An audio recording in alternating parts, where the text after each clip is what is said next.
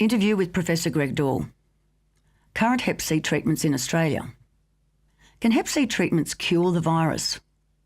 If so, what is the percentage of people that the treatment works for? Okay, so that's one thing that we're 100% sure about. Hepatitis C definitely can be cured.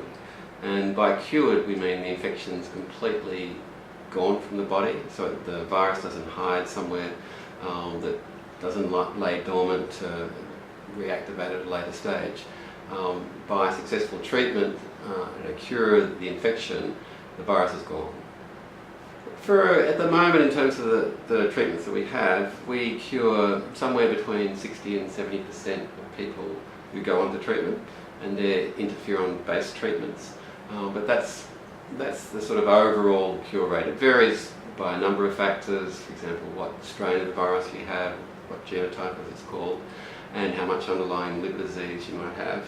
After you have received treatment, can you get Hep C again?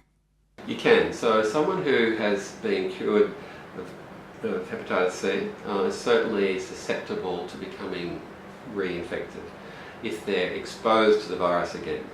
So that would be people that are still injecting and are not injecting safely.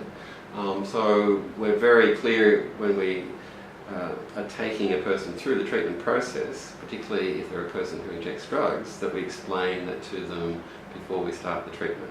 But if we go through what at the moment is a very difficult sort of course of treatment successfully, and a person that are really that gets to the end and is very empowered by having cured the infection, but then if they're re-exposed to the virus, they can go right back to the same sort of stage they were at before, because the infection generally, if re-exposed, becomes chronic, ongoing, active infection again. How long does treatment take?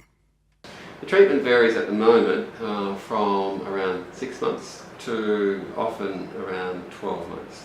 So people, for example, that have genotype 2 or 3, and that's nearly half the people in Australia with Hep C, get by with 6 months treatment.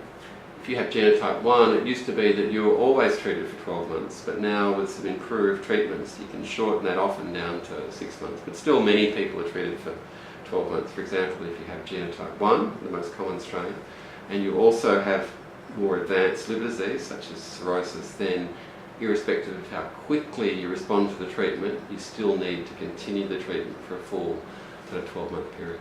What side effects are common for people currently undertaking Hep C treatment? So nearly everyone gets what we call flu-like symptoms. So in the early weeks of treatment, aches, muscle pains, headaches, just like you do have the flu, and that's related to the interferon injection side effects.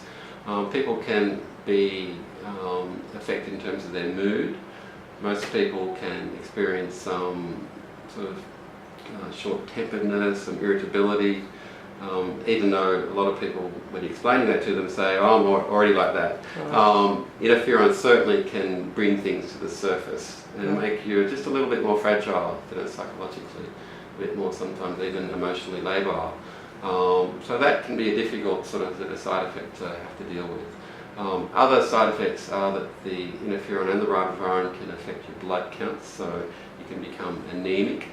So your sort of red cells get lowered by particularly the ribavirin component, and that can contribute to feeling very fatigued. And a lot of people, when they go through treatment, will say they just don't have the energy that they had prior to starting the treatment. People can start to tolerate it a little bit, but it can even become a little bit worse, particularly for people who have to take the treatment for a full 12 months. So they get to month 8, 9, 10, and it really becomes a slog trying to get through daily life when you're burdened by the side effects of the current treatment.